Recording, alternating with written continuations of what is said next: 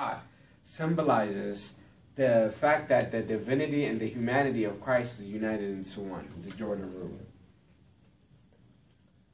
So, because of these reasons, we see why we get baptized from water. Now, the next two, I'm almost sure everybody except for 3, possibly 4 or 5 people have heard of it. Or have not heard of it. What am I saying? Most of you guys haven't heard of the following ones. Except for 4 people. We saw baptism from water, right? Everybody has heard that.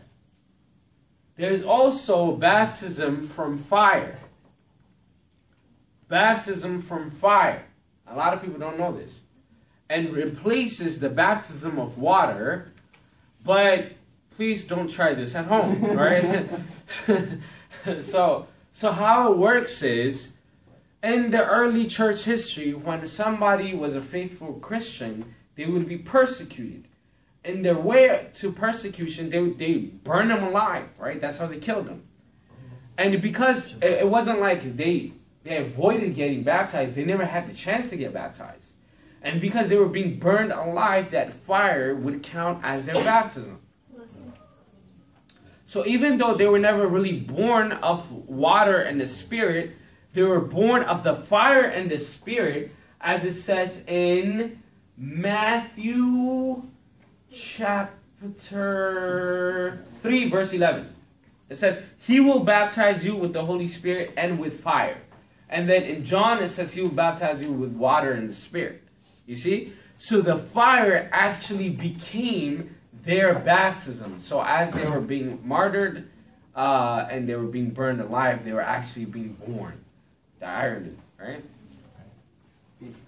Yeah, like it's amazing. As they're dying, they're being born. So it's actually pretty amazing. If you don't understand it, you don't understand it. The next one might be a little troublesome for some people, but just listen to the story. And this is a true story recorded in one of the miracles of the Ethiopian Orthodox Church. One day, they're on a boat. They're going somewhere. Peoples. And it's a mother and child, and suddenly, like, a huge, like, storm started in the boat is, like, you know, going back and forth, whatever. Everybody thought they were going to die. The mother was like, oh, snap, right? My baby's about to die. He didn't get baptized. This is pretty serious, right? So this is like, what do we do? So the mother was so worried. She was like, there's no priest around. There's nothing. So she cut a little bit, part of her self, and she poured blood on the baby. Just a little bit. It's not like, right? It's just a little bit just to, come on, man. Just to anoint. I wasn't even going there. Just to anoint. Enough to anoint the baby, right? So then, the storm suddenly got calm and everything like that, and nobody died. Nothing bad happened. So then the mother took the child, and she was like, okay, you know, like he's ready to be baptized. Let's baptize him. So the priest comes. He takes the water, the holy water, and he goes like this, and the holy water goes around the child. It doesn't touch the child. All right? So she's like, what's going on? So she takes the holy water and she puts it on top of him, and the holy water goes around the child. It doesn't touch him.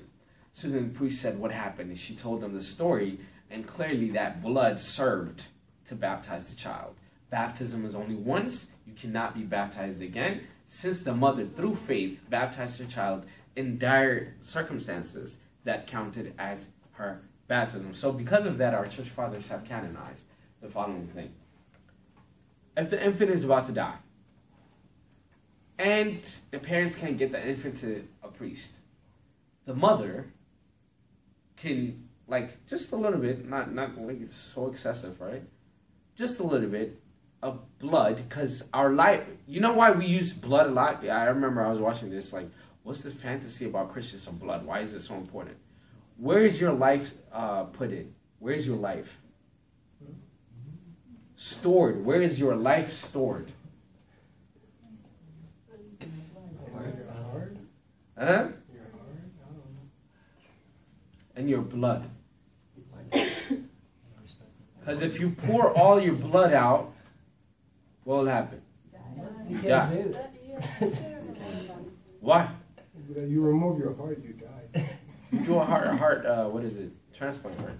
What? You do a heart transplant. You could do a There's blood transfusion. No. Your heart in itself is important. Why? What does it do?